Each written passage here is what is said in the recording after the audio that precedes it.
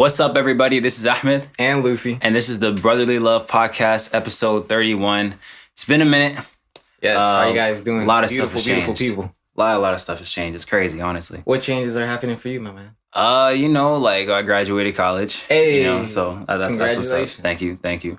After that, now it's like, all right, working like full time as well as like doing my music thing. So it's requiring a lot of like discipline. A lot of areas that I was neglecting, whether they be like my physical health or like even my spiritual health. So overall though, I see it going in a positive way. It's funny because earlier when we were talking about like topics. Oh yeah. Literally, one of the questions I wanted to ask you was like, what has been like largest change, or what's been the biggest disconnect? I guess I think when you're in school, you think that the real world, quote unquote, is gonna end up being one way, and now that you're in it, what's been the biggest gap? Biggest gap? Mm-hmm. I think the biggest gap is thinking that, as soon as you graduate college, you have to have everything in order. You have to have everything done. You gotta have this job. You gotta have this car, this apartment. And then you realize people that you talk to that's in your age range, they're struggling with the exact same things you're struggling with. So then you realize, okay, so it's not just me. There's this big gap of, reality in college, you know what I'm saying? Because even I think it was like around like February, I was just thinking like, oh yeah, I don't think it's going to be like that hard or whatever. Then come to find out like 2 weeks before I'm graduating, nigga, I'm crying. You know what I'm saying? Just like straight up, I'm crying because I'm just like, bro, I'm stressed about, I don't know what to do. I don't have my like support group of my friends here anymore. So it's like, it's completely different.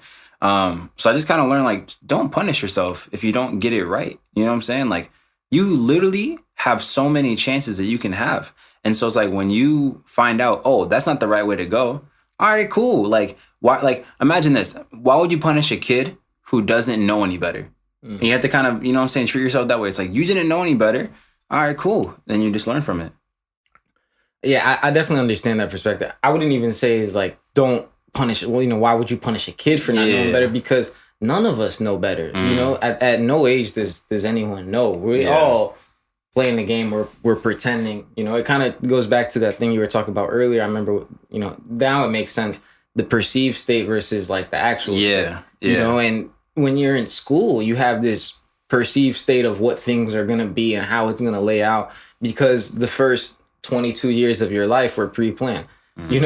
For a lot of people, it's like the first 18 years. For some people, the first 22 years. However long you stay within that system, you've lived in a pre-planned life. And at that moment is when you're supposed to magically embark and grow on your own, as if it's this just some, magical journey. And the reality is that, it wasn't a straight path to get to where you were. It's not a straight path forward. And everyone who was telling you it's a straight path lied. Yeah. Some people would be like, oh yeah, no worries. Like just, apply for jobs and like you'll be straight. Bro, I know people, right, who have, in my opinion, mashallah, like amazing jobs, right? Like they've lined themselves up really well.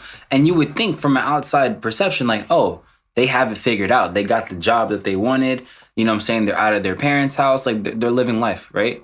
But even then they're like they'll tell me like, yo, bro, like I didn't know I had these bills I had to pay.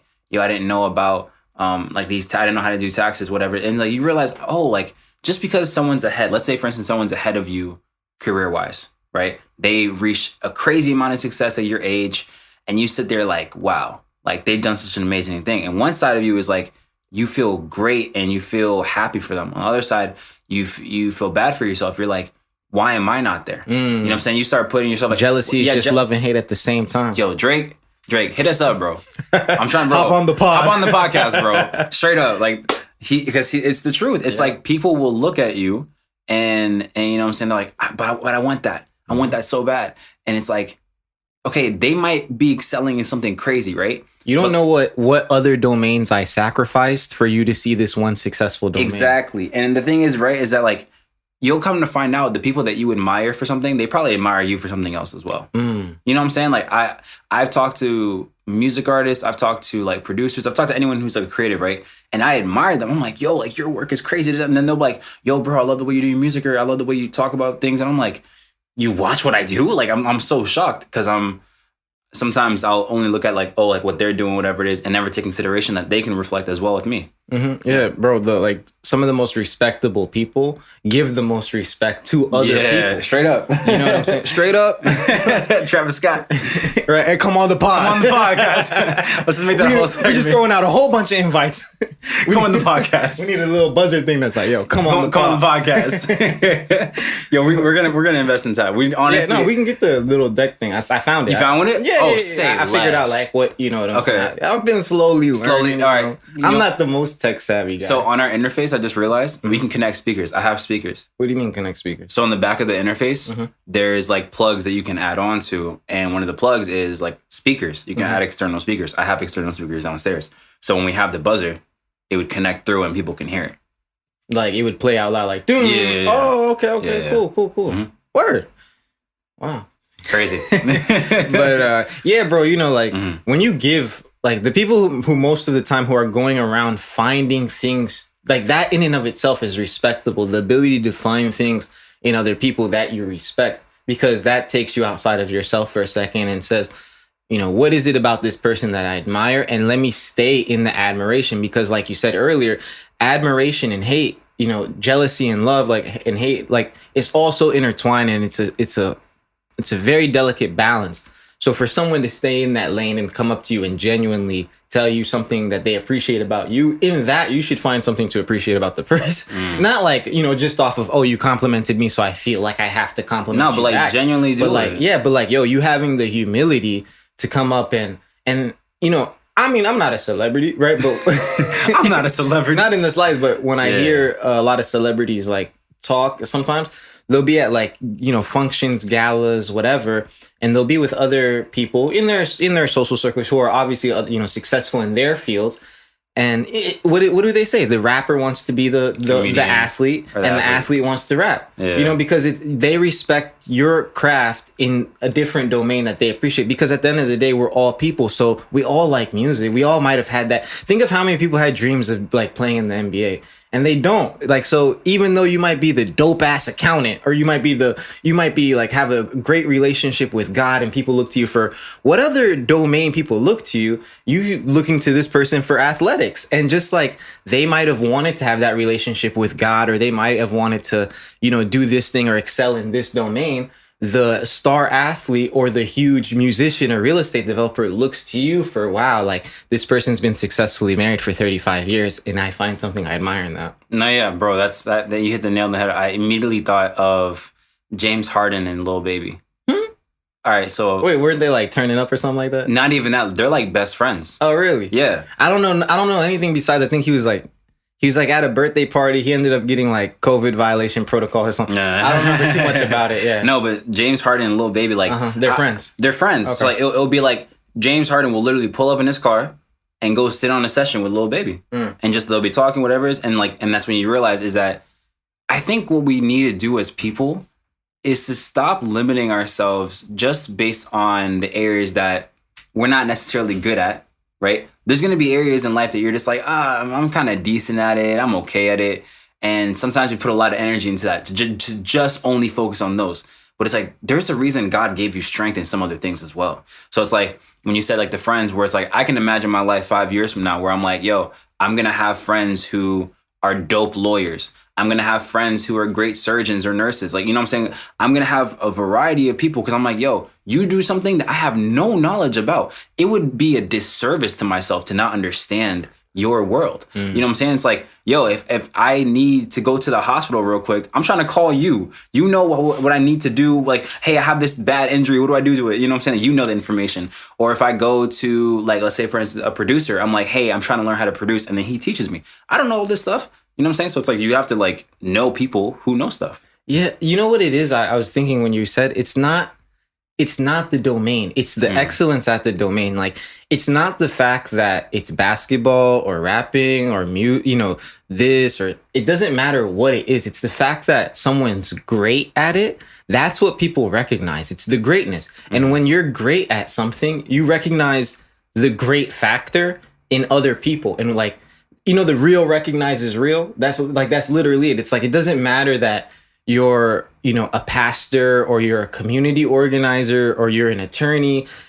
if you're great at what you do, other great people in other fields will like, and that's why someone like Lil Baby and James Harden can be friends. You know, KD, like all these athletes are friends with, you know, musicians and vice versa. And not just in that realm, like that's a easy crossover, but like, you know, in a whole bunch of other realms as well. Like they have natural friends because if you're great at something, it's the same reason that LeBron can give his kudos to like Messi and he can give his kudos to Tom Brady because he's like, that's not what I do, but I know what it takes to do that. Exactly. You know, real recognizes real. Like the greatness is a gene. Like there's something specific biologically ingrained in people where it's like they move a certain way, they act a certain way. Not to say like, oh, you know, you have to be, you know, I'm not trying to do the whole, what is it, tabula rasa, like nurture versus nature. That's not what I was getting into, but I was just saying that people who move kingly recognize other kings. You feel me? Do you think that everyone has that gene of greatness inside of them? No, I don't.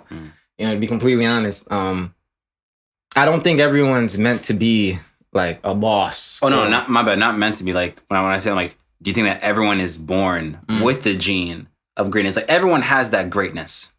Technically, it's just how we use it. So I was gonna ask, like, do you think it's like? Actually, no. That goes back to your nurture question. Yeah. So never mind. But well, actually, I mean, maybe yes. You know, like in terms of if we're talking about greatness in terms of purpose, like you know, if you fulfilling your purpose in life is you exemplifying greatness, you know, on that level, then yes, you know, I can believe because there from that angle, like religiously, philosophically, spiritually, whatever, like.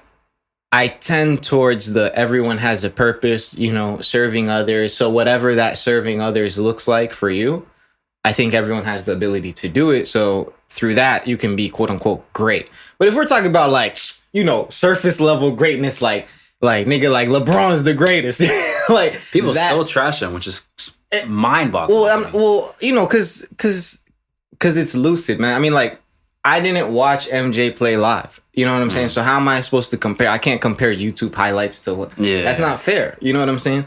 But and not just that, but whatever. So like when we're talking about that level of greatness, like social, society, ego-driven, human level greatness, not the God level great. You know what I'm saying? But the human level greatness. Yeah, I don't think everyone's great. You know, like in fact, I think most people suck at their jobs. Let's be honest. Hey. I feel like if most people were better at their jobs, if most people were better at their jobs, they'd realize how much easier society would be. A lot of society is hung up on people just being bad at their jobs.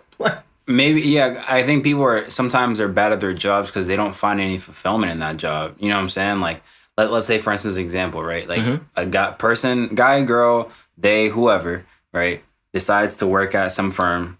They make average median salary, like let's say $60,000 a year. That's more than median. Yeah, but you know what I'm saying? Like, okay, they're in the range. They're in the range of middle class. I got you. A middle class, and you know, this is what they worked their degree on, whatever it is, and they keep going. After a year or so, they're like, hey, like, I don't really feel like I'm doing anything. I don't feel like anything that I do in here makes me feel good. And then like 9 times out of 10, they stay there because they know they're not going to get fired. But then they do the most minimum amount of work just to pass by and to still get paid. And so with that sense, it's like they're not really concerned about doing a good job because it's like, regardless if I do this bare minimum or the highest, like, or high in, you know, work ethic, I still get the same amount of money. I still get the same result. And so they're just like, okay, whatever. I understand the logic behind it. I disagree with the action. Like I don't agree with the action at all. I don't care if you don't find if you don't find the fulfillment in your work, that's your problem. It's not the work. You know what I'm saying? Like I worked at Chuck E. Cheese. I worked my ass off. You know what I'm saying? I worked at the gym. I worked my ass off. Like I had a bunch of, you know, like I worked as a flag football referee. I valeted cars. I've done a bunch of different jobs, right? And at all of them, I work my ass off. And it's not like when I'm doing, I'm like, I feel connected to God and like some deep spiritual purpose. Nah, but I know that this is a means to an end. And if I want the end to be good, I'm going to do the means as best as I can as well. So I don't I understand the logic when people start to like, I look at it as a cop out. Like you said, like it's a complacency thing for me where it's like, oh, I really want to do this, but like I'm stuck doing this job. It's like, bro, find the purpose in it. Like we're all here for a limited amount of time. Like if you just get caught up on, I'm not in my purpose or I'm not doing my career or whatever, it's like, this is it. What if you get hit by a bus right now? What has your purpose been? You know what I'm saying? That's why, like, for me, it's having a strong work ethic. When I see people who work hard at shitty jobs, those are the people I respect the most. Facts. Because you don't have to. You know what I'm saying? When I get on the phone, I was on the phone with someone on Friday, and the guy, he doesn't know me, right? Like, I've never spoken to him before, anything. I call him up his company, whatever. He answers, and he's rude to me. He's whatever. And I literally I was like, there's no need to act like an asshole. I'm asking you a simple question. And he was just, there's so much presumptions and projections he was giving, which I completely understood given his position in the company. He's a customer service rep working the phone at the thing. And I can tell from, the clientele of the company, it's a lot of rich assholes who probably call in and blow. I get it. You know what I'm saying? But you don't know me. So there's no need, you know what I'm saying? So there's no need to act in that way. Like you're making, when I was going back earlier, saying like, if you do a better job, you'd make everyone's life easier. Because right now, it's not just making my life difficult. When you're making my life difficult, you're actually making everyone in your company's life difficult too, because you're making something that's a real simple transaction into a real complicated. Now you have to get in contact with your coworker, with your supervisor, slowing down processes, doing, you know what I'm saying? Like when people take ownership of what they're doing, when he says, man, I understand that, maybe I'm blah, blah, blah, blah, but he just gets on the phone and he talks to you or whatever. The interaction is on the level of respect where it's like, all right, I may not appreciate what I'm doing, but I'm going to give you respect and courtesy, like just off of the job. And there's a bunch of people like, bro, you've checked into a hotel at 1:00 in the morning, 11 o'clock at night, and the person's dead tired. They're asleep at the counter. I've done this before, right? And they're asleep like at the counter. They don't want to be checking you in and look at them. They're like, they're that tired, but they're like, oh, I'm so sorry. And let me check you into your room. And that's respect. You know what I'm saying? I can respect that, but because they're not over here like, man, like, fuck this job is, but they're just doing what they need to do to get to where they need to go. Yeah. I'm glad. My bad for ranting, bro. No. That was a great point. That was a really great point. I'm gonna clip that for sure. This nigga went in. But no, what I was gonna say was when you said it's a means to an end, and like what I'm saying, you have to use it in the best way possible in order to get the best outcome. I immediately thought of school. I was like, okay, imagine a semester. There's like 10 assignments, right? And there's like 1 or 2 exams. Your grade, your outcome, is dependent on how well you do in each of these assignments. You know what I'm saying? So if you decide in the beginning to slack off and then go, in the end, you start picking up, it's like, you might get average, right? But let's say, for instance, you go hard every single one. All right, your outcome is going to come even better. But no, I agree. Every time I go to any kind of like customer service, like fast food or retail, whatever it is, I treat the employees with like just respect off jump. Because the thing is, like similar to you, bro, I worked a lot of jobs. You've seen the jobs I worked at. I worked at McDonald's. I worked at Taco Bell. I worked at Halal Guys. I worked at the Student Center at Mason. I worked at the gym. You know what I'm saying? I worked a lot of jobs where it's like people just give you BS. And then you're just like, all right, man, like you still have to show that like commitment of like, all right, even though my feelings, I might feel something like that, I know what this work like needs, you know what I'm saying? And just off this strength, it'll be able to help me with my career, whether it be interactions or whatever. Bro, that's what I was going to bring up too, where I was like, yo, with the James Harden little baby thing, or even just like the people who get the furthest are the ones who treat people with respect. It was like, that's what I've learned throughout these jobs is that like, yo, I may not know you, whatever it is, you might be a celebrity, you may not be a celebrity. I'm going to treat you the exact same I treated someone else. Literally, I went to play Top Golf with my friends, right? And he invited like a local musician, right? I know of him, he knows of me. But I was like, oh, what's good, bro? How are you? Da-da-da. We just have conversations. We keep it very chill. I have respect for him, he has respect for me. And that's just how it's supposed to go. Do you give respect to everyone? And do you give the same level of respect to everyone that you... I give everyone the same level of respect until like seen otherwise. So like off jump, like if I just see someone like, hi, how are you doing? Da-da-da. You keep it very simple, whatever. But if someone's being rude to me, you're being disregarded. Like, I'm not going to interact with you. Okay. How much does our appearance like command or dictate respect? Oh, it's similar to the other podcast episode we had. Oh, we did? Remember we talked about appearances? But that was more so dating. Oh, okay. Yeah. So in the same fashion, right? I will say nowadays, yeah, appearance does matter in terms of how people perceive you. Maybe not respect. I think respect itself, everyone, and obviously in an ideal world, should respect other people just off the basis of like, you're a person. I don't know you, but you've probably like have been living life just in general, and life is hard. So I'm not gonna make your life any like more complicated. I'm just gonna, simple transaction, But in some instances, right? Like, let's say for instance, an easy example, right? There could be like a club, or whatever it is, and then like some baller or some person who's like hella popping right now just comes into the club, right? The whole atmosphere changes now. Everyone's like, oh shit, a celebrity, right? So now everyone puts the celebrity on a pedestal because, they're seen as more respectable and they have all these accolades and stuff. And then that's how like, it can create like an uneven balance. Okay. Yeah. Like right now, for instance, like there's a discussion going on online. I've been noticing Monique. Okay. She came out and she said like Monique, a little before your time. Oh, wait. Okay, now I know. Okay. I know. Yeah. She came out and she said that I didn't watch the video. I just heard some conversations around it. Women shouldn't wear bonnets in public. Oh, so that's where it comes from. I've been seeing that like on Twitter. Like random people are like, we can wear bonnets whenever we want to, and I have a lot of retweets. And like, I'll like it because like I agree, but at the same time, I was like, where is this coming from? Because it wasn't just one; it was like multiple tweets I saw about that. But okay, go ahead. So I guess we'll start there. Okay. Like from that, do you think that women can wear bonnets like anywhere they want? Yeah. Okay.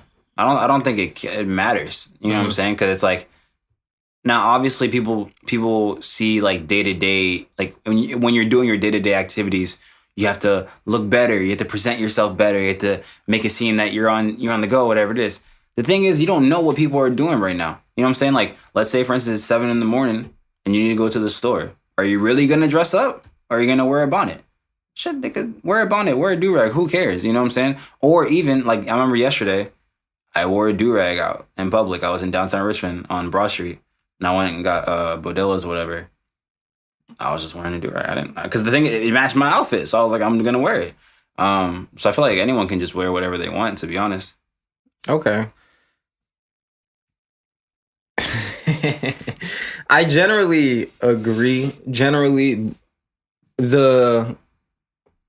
Because I wear whatever I feel comfortable in, right? At the same time, I'm not unconscious of the fact that my appearance does dictate the manner in which people look at me and respect me. Yeah. And this does kind of go back to, I remember now kind of the conversation we're having where it's like, I'm going to wear these clothes like regardless. And like in my mind, you're going to respect me regardless. But I know that that's not reality. I know that the respect actually kicks in a lot of times once the person starts having a conversation and I present myself in a certain fashion, then they start to respect me more or whatever. But I don't know if the conversation is on, should like, it should being like an ideal world, versus like what is. And like, that's why like when if a woman's like, I can wear a bonnet anywhere, or when you're saying, hey, I can wear a do-rag anywhere. You're right. You're 100% right. You can wear it anywhere. Just like, you can wear it to court. You can wear it to work. You can wear it to the gym. But there's almost like a time and place for everything in a way. Yeah. And that's the thing is like you could, and you could be still be successful. Like, I don't think there's a rule, like, if I went to court that they'd be like, nah, bro, you have to come back in a tie. Like, nah, bro, these are my clothes. Like, I'm covered up. Like, I could be like that and I could still win if I have a case. You know what I'm saying? Yeah. It just goes down to, like, how much do you want to assert your beliefs, Like basically, what hills do you want to die on at which time? You know what I'm saying? And like to what severity? So in my day-to-day life, I'm willing to take the loss, basically in respect that like transient people give me. Basically, when I'm moving through my day-to-day life, I'm fine with people looking at me and not really like thinking highly of me that much. That's completely fine with me because in other instances where I need to command respect, you know, socially, I can do that as well. But I know the position I'm putting myself into. You know what I'm saying? I think that if you go out and you have the idea where, nah, this is who I am, take it as I am, and that's okay, right? But then if you come to the point where you start to say things like, how come no man approaches me? You start to say things like, how come other men, and now if you're a man and you're wearing a do-rag, how come other men don't look me in the eye, you know, when they're talking to me or greeting me or they, whatever? How come, you know, people are crossing the street, you know, you as a black man wearing a do-rag, you know, like if you start to bring up these questions, now for me, it's like, well, look at what you're doing. And I'm not disagreeing with why you're doing it, but you also have to understand the why is different from the outcome. Yeah. It's actually very similar to, I was watching Abba and Preach, and they were pretty much saying, it was like, let's say, for instance... come on the pot. Yo, dead ass.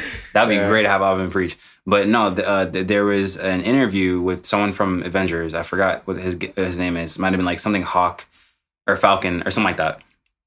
And he was explaining, you know, like with race and things like that. But pretty much the whole outcome of it was like, yo, there's things that are not okay. Let's say, for instance, like if I get pulled over by a cop, he harasses me, he shoots me, right? That's not okay. The thing is, this is the reality we live in, right? And there's some people that argue like, well, but why are you talking about black lives and why, you know, white people get shot too? Okay, that doesn't make it any better. You know, this is still a problem, nigga. Like, why are you yelling at me? You know what I'm saying? Like, it's still a problem. So it's like, yes, in an ideal world, you know, we should all be able to wear do-rags and all wear bonnets. But it's like, I also understand I wouldn't wear my do-rag at a business meeting. You know what I'm saying? Or going to court or, you know what I'm saying? Like, I think the only times really I would wear a do-rag out in public is, number one, I'm just linking up with people, whatever. Like, I have like friends I know. Keep it cool, casual. I don't really care. It's like a day-to-day thing. Or if there is a party, sometimes I'll wear a do-rag to a party. It's cool. But yeah, there's like certain time. I guess it's similar to Professor Oak in Pokemon. Let's say, for instance, because you're Ash in Pokemon. And you're traveling, you get all these Pokemon, you get your ranks up, you know what I'm saying? You beat the gym leaders and shit. And over time, you start getting new gadgets. One of the gadgets is a bike, right? But let's say, for instance, you go inside a building and you try to use that bike. What does Professor Oak say? Ash, there's a time and place for everything. Not right now. Facts. Nigga was spitting bars. Facts, yo. Facts. Straight up, yeah. You know. Sometimes the vehicles in life, you feel me? The vehicles that will be available to you will differ depending on your situation. See, when you're in the situation of, in the beginning stages and just going through life day by day, you need to walk because you need to experience the struggle. But as you progress in life, you build up your assets and your resources and you acquire things like a bike. Now, this bike will take you to destinations you've never seen before. This nigga reminds me of like the fake motivational speakers. Bro, that's all they do, right? To be talking mumbo jumbo. Take the most basic thing, like graham crackers. It's like graham crackers. Graham crackers. Graham crackers. Yeah. Passive income. That's the Griffey. Bro, I fucking love Griffey, bro. This man just be success. Steve Jobs. Yeah, I remember they were saying the steps, and he was like, second step, you have to acquire my book. It's $1,500. Third step, fourth step. I was like, what's the third step? He didn't even say it. He just nodded. Bro, that's how it be, bro. I don't know. You know, I went to I was in Amway and stuff. So no, yeah, and I did the same thing. I did the same thing with Cutco. Cutco, yeah. Oh, bro, I knew at the time too. Good thing I didn't get in too deep, bro. Yeah, after like 2 weeks, like literally, like there was a girl in my high school that went with me too at the same group, whatever. And her and I both started to realize, like, wait a second, something doesn't sound right about this. So I just left. Bro, if someone can't explain to you their business in like 30 seconds, if they got to be like, oh, come meet these business professionals to explain it to you, like, why, nigga? Why? Like, you can't explain it? Is it that complicated, bro? If it's that complicated, I ain't interested. No, I only want to do stuff I understand. Like, I understand build. So I do that. Straight up. Yeah, straight up. A question I was going to ask you. I made a video on this. I'm going to post it later this week. Okay. Why is it, right, that currently in society, people are asking men to be emotionally vulnerable? I'm not sure if you've seen like articles or even like culture talk about that, but that's been a really big topic of discussion, is that men need to be vulnerable. Men need to show emotion more in their relationships. This is the reason why we're not leading anywhere. You know, men need to show their emotions pretty much. And I was going to ask you as a question, is that, have you ever been vulnerable with someone, let's say from like a partner, right? And what was like kind of like the result of that? Or at least, has it ever backfired on you? Like you being vulnerable? Of course. Of course. If you don't have the respect as a man, you know what I'm saying? We'll make all the disclaimers, so niggas don't come at us and say, heterosexual relationship, man speaking to a man, damn. Like, but it could be anything, to be honest. But in this specific context, like, the reason why I'm saying this is because like if the man doesn't have, in my opinion, right, if the man doesn't have the woman's respect yet, and he becomes emotionally vulnerable, whatever that phrase means, then it's difficult for him to gain that respect. Yes. If he already has the woman's respect, I think, in my opinion, like, it's okay within certain contexts and like to varying degrees and stuff like that. I push back a lot on like the need for men to be emotionally vulnerable and like express themselves, and I think I kind of told you this, like, my take on it kind of is like, it's kind of selfish for other people to demand that someone, like, you need to be more emotional. Yeah, you need to be and that's the thing, is that you don't, just because I'm not emotionally vulnerable with you doesn't mean that A, I don't experience emotions, B, I don't understand my emotions, and C, that I don't express them. You know, just because you have a mismatch in how I present and what I feel in your mind doesn't mean that I didn't go through the full range of emotions and process like it. You don't know what it took for me to even tell you this thing, or, you know, things like that. Exactly. So, you know, just so say, for instance, there's a traumatic event that happens and, you know, you witness it. Yes, you can cry, right? And that's, in my mind, that's an acceptable thing to do. I don't care. You know what I'm saying? But I also don't care if you choose to just take it in and then process it at your own time later. You know what I'm saying? Like, it's not, I don't think that just because you cried when something happened, that means that it was a healthier, you know, release than someone taking into account everything that happens and then figuring it out on their own. You know what I'm saying? Because the grief period and process in my mind looks differently for different people. And that's just speaking of grief, let alone like other emotions and stuff. So a lot of the things with like, oh, men need to be emotionally vulnerable with women. This is mostly like in my mind, like a woman's construct. You know, it's a woman trying to understand man in the eyes of woman. So for, you know, so because there's a match when most of the time, you know, if someone's happy, you know, if you think of stereotypical images of woman and man, right? When there's like, you know, she's happy and she has all these happy emotions and maneuvers and stuff like that. So there's an easy match where even if you couldn't hear or whatever, if you just looked at that woman, you would be like, she's happy or she's sad, you know. But a woman, it's a lot harder for them to do that with a man a lot of times. So in my mind, it's selfish, right? Because it's like, it makes the process easier for you, but it discounts the process and experience for the other person. Yeah, bro, that's wow. Because I remember you brought that up before, where you were like, you know, you're like, it's kind of selfish to have to open up your emotions, whatever it is. At the time, I was like, okay, I can kind of understand. But over time, I was like, okay, well, what does he like exactly mean? Like, you know what I'm saying? It's selfish. Because like, I consider myself someone that like, is willing to compromise on things. You know what I'm saying? I don't consider myself fully selfless or even selfish. I just feel like I'm good at compromising, right? And so the way that you brought it up was just like, hey, like, why is it that you're like telling me I have to do this one thing, but it's like the way I show emotions is completely different, and my process is completely different than yours of showing emotion. Because like I know some women that cry instantly. I know some women that takes them 2 weeks in order for them to cry. Like everyone's process is different. And the reason I asked is because I was like, it's also kind of a setback in that whole narrative of like men need to show their emotions, men need to be vulnerable. I was like, okay, fair, right? The times that men have shown their vulnerability or, you know, things that they've been dealing with, whatever, most people don't really, number one, respect it.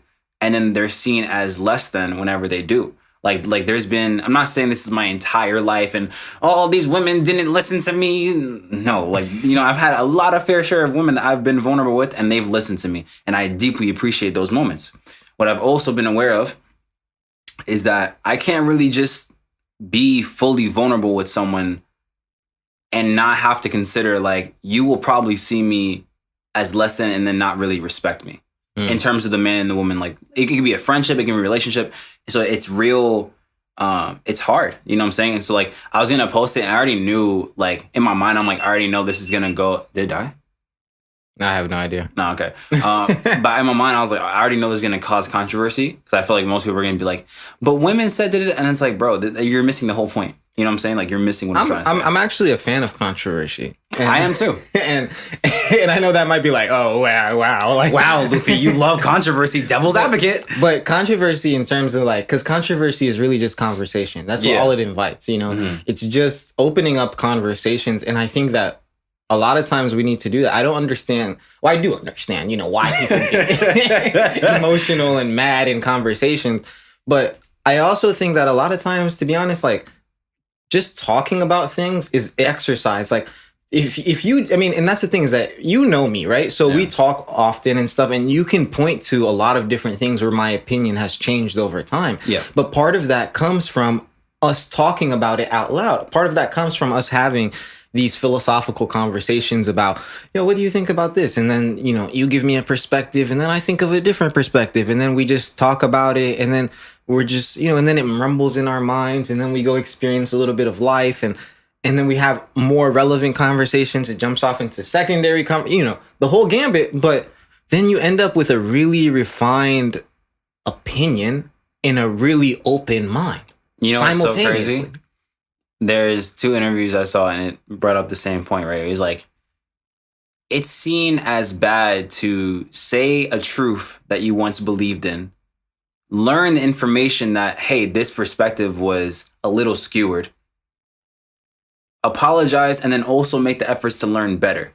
That's seen as cowardly, or that's seen as like, you're going back on your opinion, you fucking dummy. Like, you know, it's like, no. Flip-flopper. Flip-flopper. And it's like, you literally have to learn new things, right? And it was even like, there's another interview too, the second one. That's why it's an opinion. Exactly. And so it's like, people get very attached to certain opinions. They put that as their identity.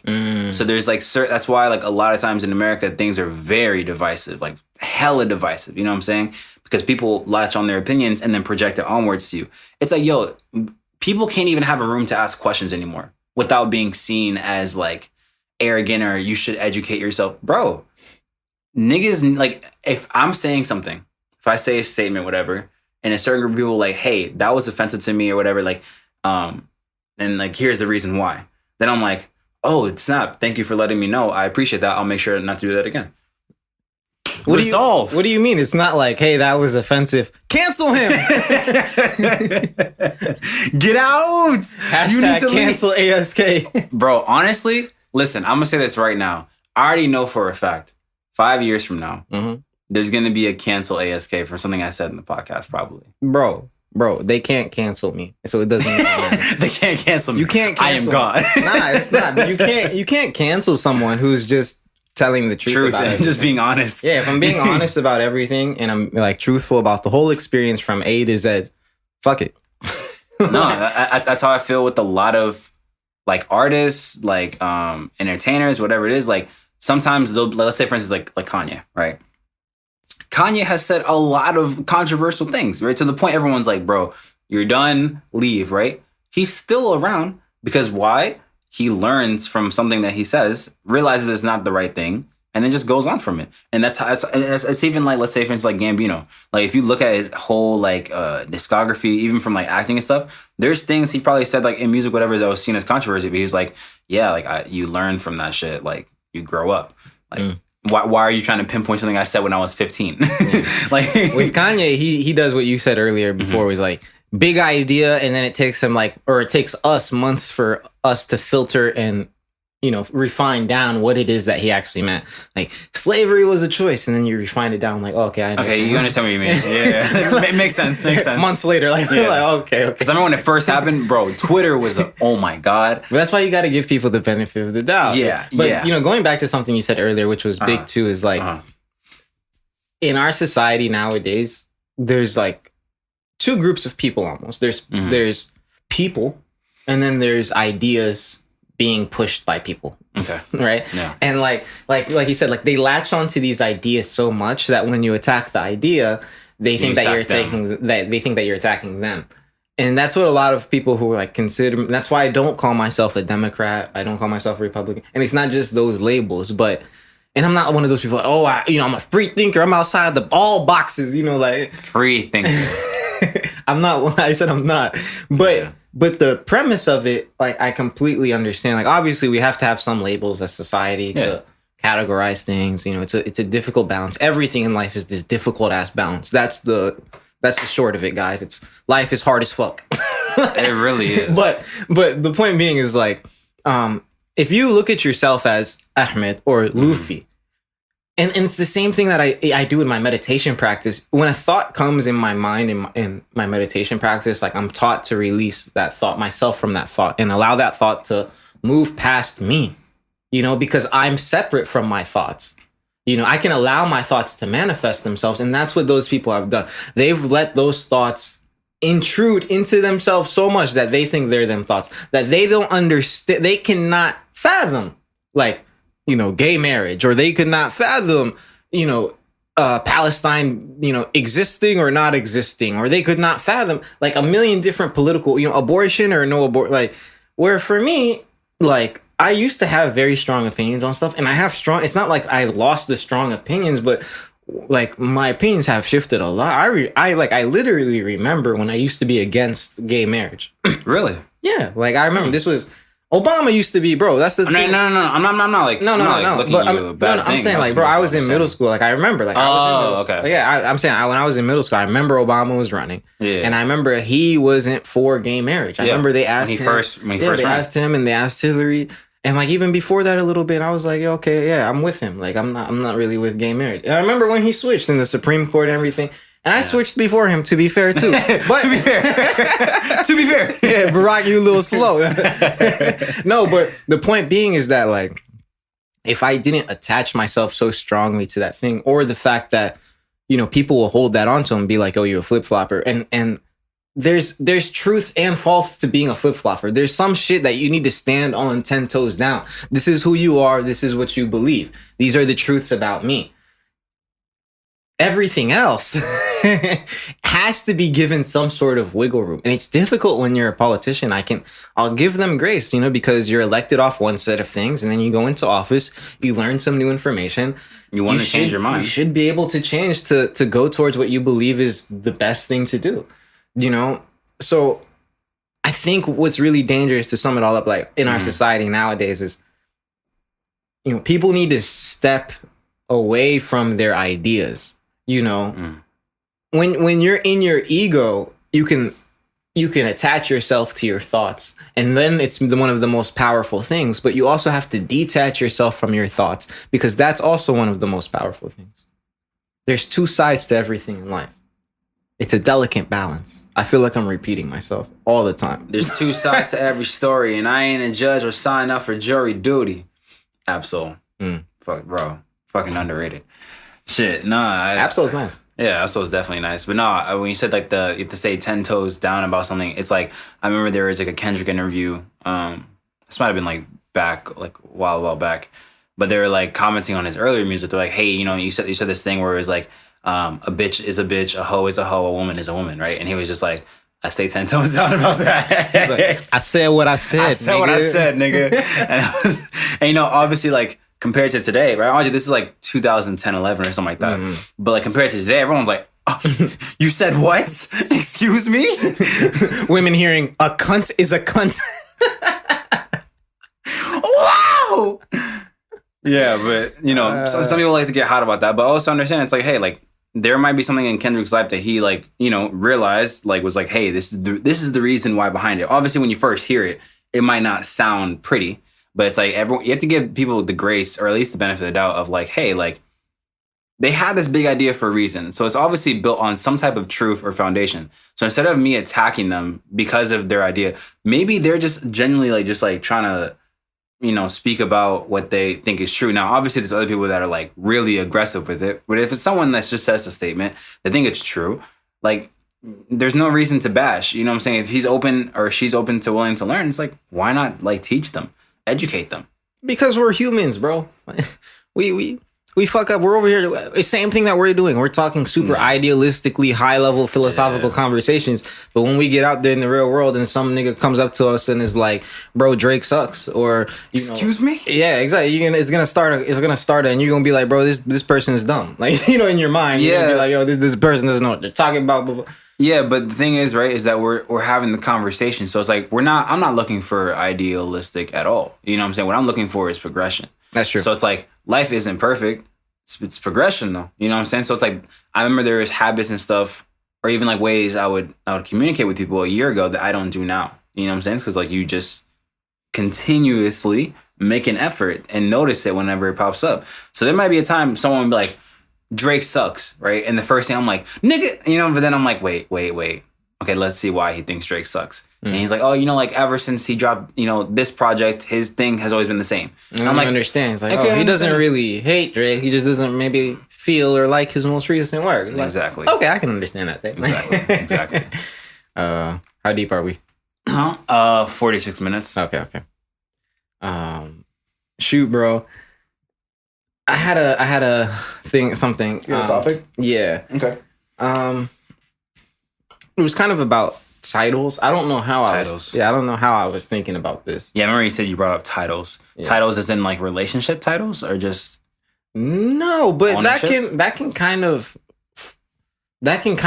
I mean, you can use it in whatever sense you want almost, but it kind of is similar to this conversation we were just having about separating yourself from your thoughts. Oh, okay. A lot of people are like really attached to the title of something. Okay. Right? So for instance, when they graduate college, they got the title of having a bachelor's degree. You know, they want to maybe, you know, release a song or something so they can have the title of artist or rapper. Do you feel like it's difficult to strike that balance for you personally between the titles that you're searching after and the actual substance behind the title? Say that question again. Do you find it difficult to like strike a balance between like willing a title into existence and the substance behind the work basically behind the actual title? So for instance, like, how long were you like calling yourself a musician before your work really supported the fact that you were a musician? 5 years. Because I started making music when I was 14.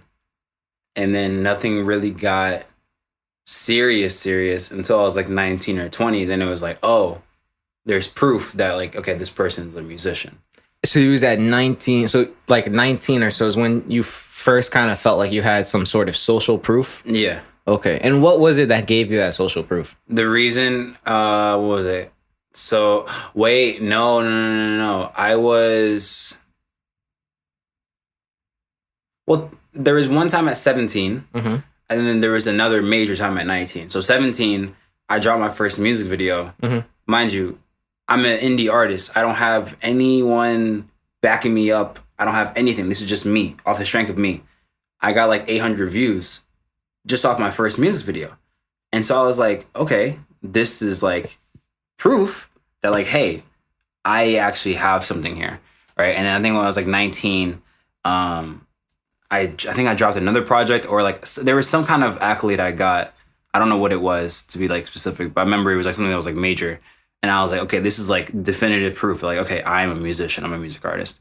Okay, so I guess now here's the deeper question. I guess too is that for that 4 to 5 year period or 3 to 5 year period, however long, where you were doing music, but you didn't socially feel like. Oh yeah, no, I was ashamed. You were ashamed? Not ashamed, but like more so I wasn't comfortable saying, hey, I'm a music artist. You know what I'm saying? Because I personally didn't feel like I had proof. I was like, bro, I drop a project once a year, maybe a single like 2 months before the project. That's pretty much it. That's all I have. So I was like, I didn't fully consider myself an artist until I started making artist moves. You know what I'm saying? Whether it be music videos, whether it be business clientele, you know what I'm saying? Whether it be learning just the business of music itself.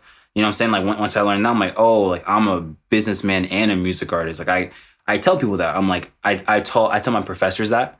I tell people in my class. So a lot of people, like not a lot of people, but like some people like smirk and laugh. I'm like, okay, yeah, you think it's funny. Look at my electronic press kit. Here's all the things I did. You know what I'm saying? Like you don't even know what I've done. That's okay, because it's off first basis. But like I'll you know what I'm saying? I tell people that because I'm like, this is what I believe. This is what I know. What is so like do you have like a daily affirmation practice or a regular? I've been trying to get back into that. A regular affirmation process? Kind of, yeah. So like, let's say for instance, because I mean, most times people think it's like, oh, you wake up, you meditate, you have these affirmations. And like, don't get me wrong, that's what you should strive to do. But let's be real, sometimes that might not always happen with life, right? So usually now with me, it's like whenever I get anxious, and I get anxious a lot actually, like I've noticed my patterns and behaviors in certain situations, and I'll get very anxious easily. Just by all the slightest things. And one affirmation I tell myself is like, I was like, your spirit is continuing to learn. Give yourself grace. So it's like, I remind myself, like, anytime I feel anxious and I feel like my chest is tightening, I'm like, it's a real, just deep, you know, big breath. And that's for me, it's one affirmation because it's like, I'm breathing into life. I'm like, I'm here. You know what I'm saying? I can. I guess what I mean is like, do you ever do any visualizations or affirmations where you affirm yourself? You're saying, I am this. Or you visualize you doing something. Yeah. So what I do is I'll watch interviews from my favorite artists. I'll watch them tour. I'll watch, certain award shows and like people giving like their speeches of how it made it, you know, things like that. Or just seeing like, there's YouTube documentaries, like many ones that people make of certain artists. Like this is how they made it. This is what they did. I saw Drake's. I remember seeing Drake's. It was like 40 minutes long. And watched the entire thing. And when you really realize Drake's process, you're like, wow, like that makes me feel affirmed and like, hey, I'm in the right path. I'm doing these things as well. Let's keep it going. Okay, but do you do a practice? That's what I'm saying. Now, I guess maybe. Do you ever sit there and say, or you sit there and visualize? I more so visualize. Like, how long have you been doing that? Visualizing, like where I want to be. Shit, since I started making music. Well, that's what I'm trying to get to. Ultimately, is that when you're visualizing something that doesn't exist, or you're saying something that doesn't exist,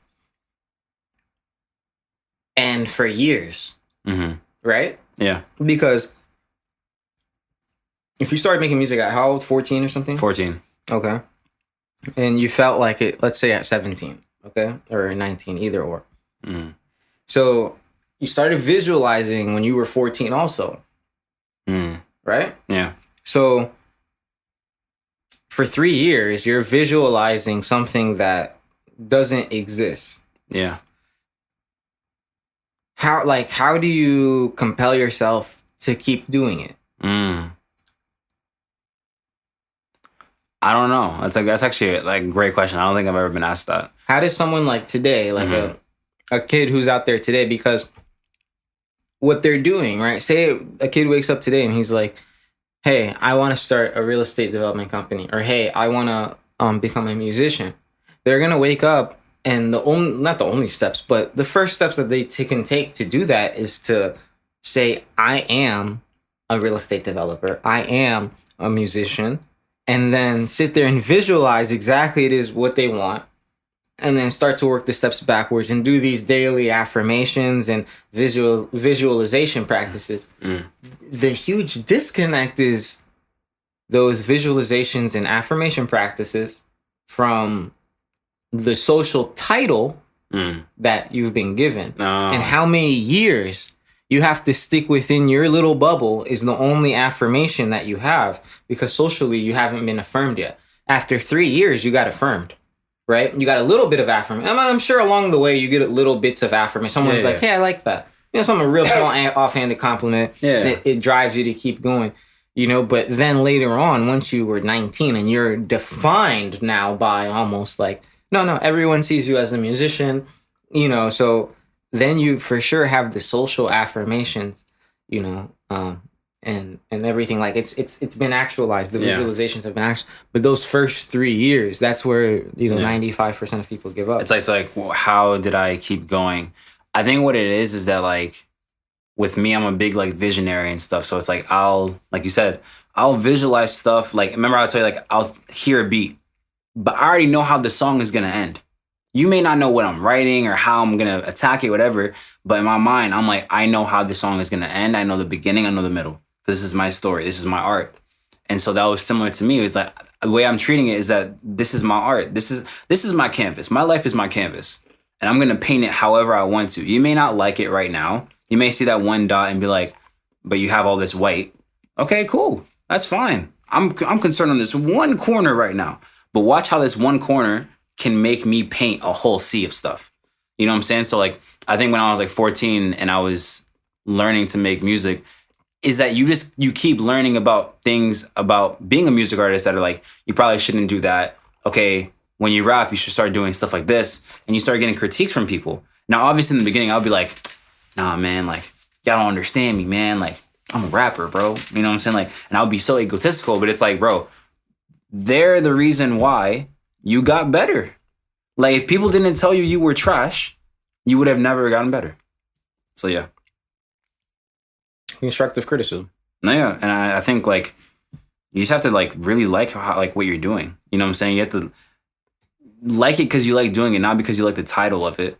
You know what I'm saying? Like if you genuinely like to do something, you don't need to tell anybody you do it until like, I mean, obviously not until people tell you, then you stop. But it's like, there's probably going to be a point everyone like, they notice your work and they're like, hey, you're a blank. And you're like, yes. People will naturally notice your greatness. Going back to it earlier, like greatness shows. Like everyone can recognize greatness. So when you're really in your bag, you're doing your thing. Like people notice. People notice, and same thing. It was only so long. Like in the beginning, I was also ashamed, of the work I was doing. I remember you telling me that. But after a while, no one could deny. Everyone knew me for this, and they came to me for this, and this is who I was. And it, literally, I could not hide it. Yeah, like, bro. Like, literally, I was off of everything, and I was not telling no one anything. I remember. But people still knew because greatness shows. It's crazy because I was talking to Ahmed Interview yesterday, and they're like, bro, your brother's still doing real estate? I was like, yeah, he's just being low-key. He's like, I like that. He's like, bro, I missed the post that he was doing. It was mad motivational. I was like, yeah, it was. Honestly, I liked it. But I think greatness shows in every single way. You know what I'm saying? Is that you don't need to tell people all your moves, whatever it is, but they'll peep when you're just being focused and like you're really getting it together. Mm-hmm. Yeah. I agree. It's a nice note to wrap it up. Yeah. All right, y'all. It's been real. This is Ahmed and Lofy. And this is the Brotherly Love Podcast, episode 31. Appreciate y'all listening. Thank you for watching and liking. Make sure to share to all your friends and family. Peace. Peace.